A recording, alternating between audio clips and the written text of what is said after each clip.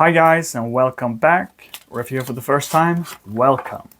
Okay, for this trick I will have a spectator pick a card, okay? So just pick a card, whichever card you want, okay? Let's say they pick this one right here.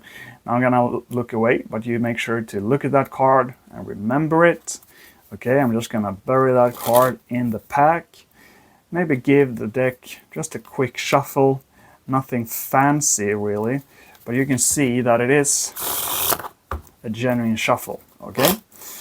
Now I'm gonna try and find your card in the easiest way I know actually. I'm just gonna look for it, okay?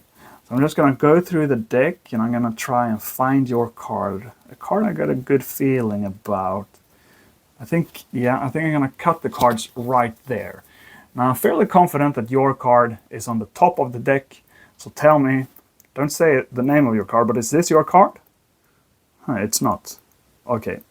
Well, there are 52 cards in this deck of playing cards, so I mean it's super hard to find a card just like that. So give me a couple of more chances. I'm just gonna cut the cards a couple of times like that, and now I really think that your card is on the top. Okay, so is this your card then? It's not. Okay, give me one more chance, okay? I'm gonna give the cards just one more cut. And now I'm like 82% sure that your card is right there. It's not your card. Okay, well, sometimes there are tough nights, you know. Okay, let's try this then. Just point to any one of these cards and it's going to be your card, I promise. And they can point to any card, no force whatsoever. Let's say they pick the middle one right here. So what was your card? The Ace of Spades, you say? Well, this is, I promised you, the Ace of Spades. Thank you. Okay, now you're of course wondering what would have happened if you had picked that card or that card. Just you know, point to another one of these cards. Let's say they point to this one right here. Well, I would give it a blow. And now this would be the Ace of Spades. Pretty cool, right? Okay, this one then, what would have happened if you had picked that one? You might wonder. Well, I would take that card, blow on it, and now this is the Ace of Spades. And I know what you're thinking. You're thinking, okay, all of the cards, obviously, all of these cards are Aces of Spades. But, I mean, I'm known to cheat sometimes, but not tonight.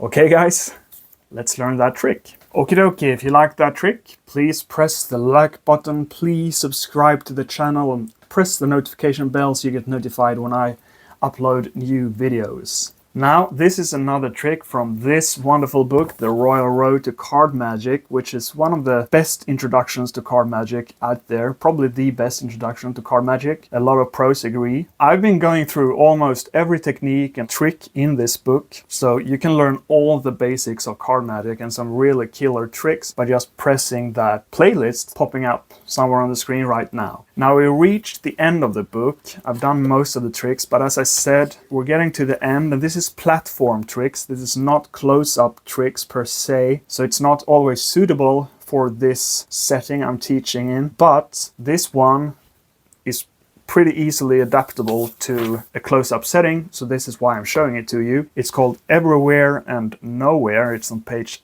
260. This is a classic plot. There are loads of different variations of this trick. The plot itself was invented by Hofzinser, and as I said, there are many different versions of it. I think there's another version in Expert Card Technique. I know there's one in the Card College as well. This one is pretty nice because it doesn't require a gimmick, but it does require two duplicates of the Ace of Spades or whichever card you want to use. You might want to use a less obvious card, but I'm using the aces to make it really clear here, and it's the one they use in the book as well. Now let's learn how it works. So this is a great trick for practicing your double lift and also your top change. The top change is not a good move on camera, so you've probably seen that in the tutorial, in the performance. Since I'm going to teach it to you anyway, that doesn't really matter. So the setup for this is simply having 3 aces of spades on top of the deck, okay? So if you're doing this, you know, if this is not your first trick, for example,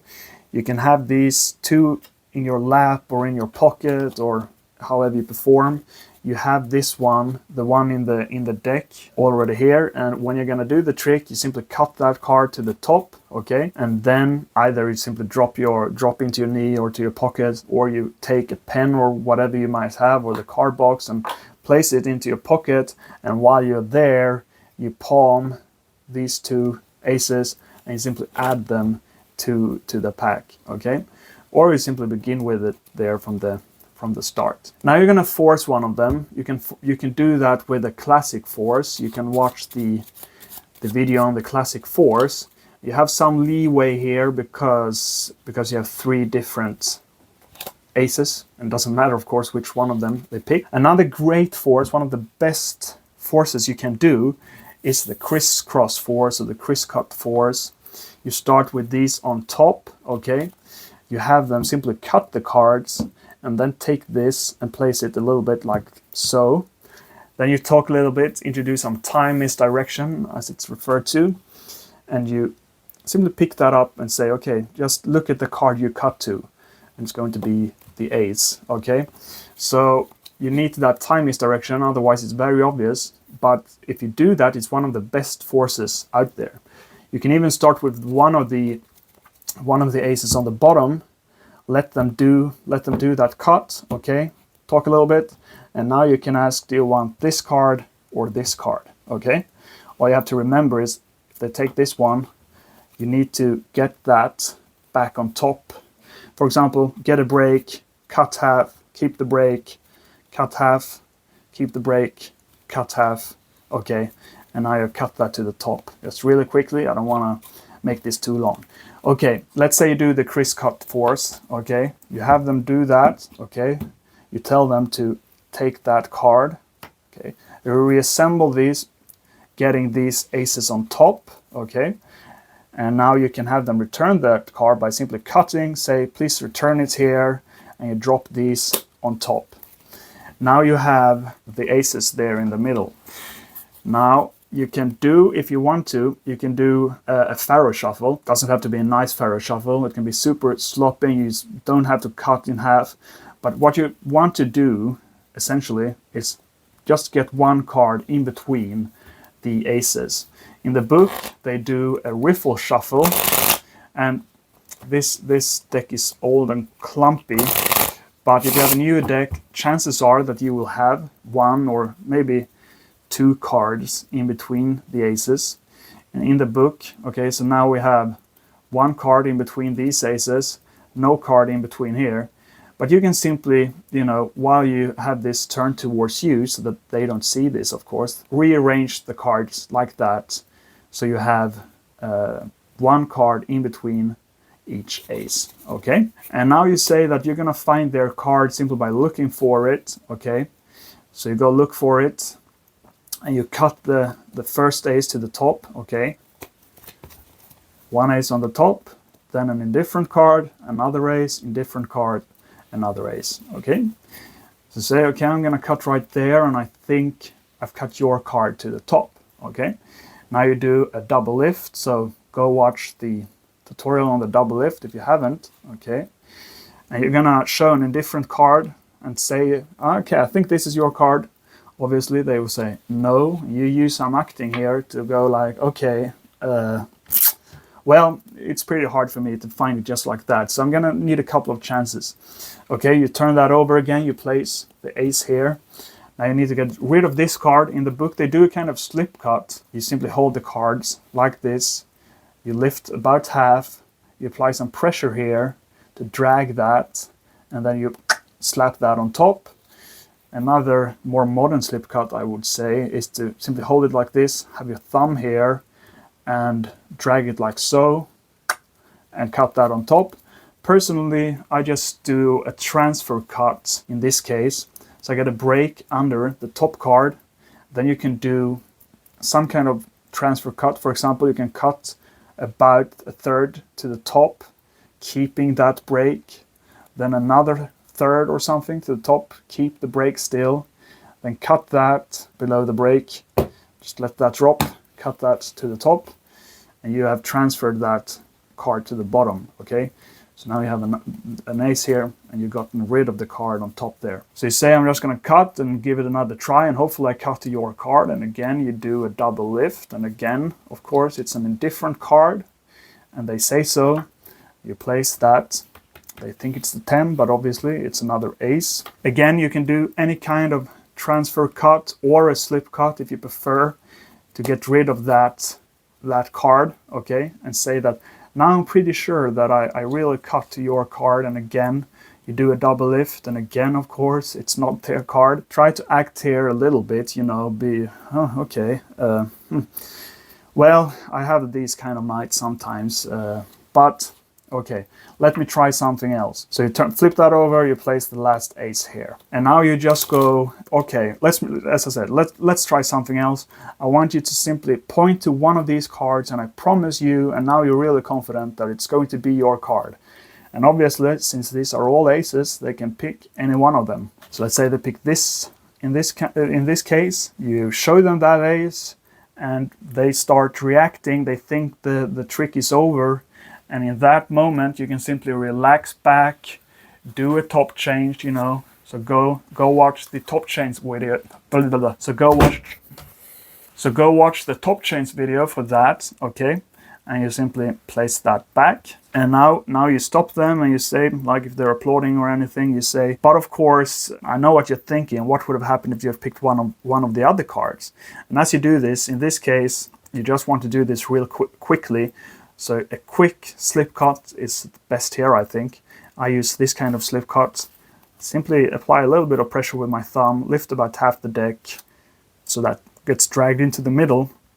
That's an ace, we need to get rid of that. It gets dragged into the middle, and you slap these on top. So now you might ask them, you know, point to another one, or if you want to, you just say, what would have happened if you had picked, for example, this card then? Yeah, you don't show it yet. Well, if you would have picked this one, I would have blown on it, or whatever you want to do, and now that would be an ace. And again, as they're reacting, you relax back, or you go to point at this one, or whatever you want to do to, you know, you need some kind of cover. So really watch the top change video for this.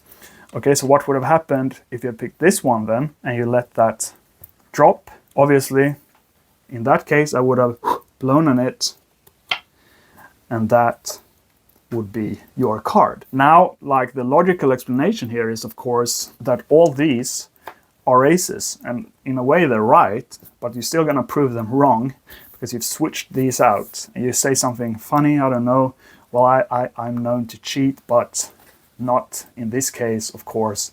There's only one ace of spades. And that gets pretty cool reactions. I really think you can have a great deal of fun with this trick because of the acting, you seem to really fail, and then you sort it out, and then you kind of switch the table, and you know, because they will really think that, okay, these are all aces, but then you prove them wrong. That's pretty great. And now you have one ace buried in the middle of the pack. You have one on top, you have one over here. So all you need to do really is, you know, get these back into the pack. You can put these on top, and at some convenient moment, you palm these off. And again, you could lap them if you want to, lap them into your lap, obviously, or you could, I don't know, pick something up or take something out of the pocket for your next trick and leave them into your pocket. If you're gonna lap them, you can get them to the bottom, transfer them to the bottom, and poof, if this is the edge of the table, you simply kick them back into your lap. So, I really hope you liked that trick. As I said, if you did, please remember to like the video, it really helps me, and subscribe and press the notification bell, and let me know what you think in the comments. I really, really appreciate all the comments. That's it for now. Thank you so much for watching. See you in the next video. Bye bye.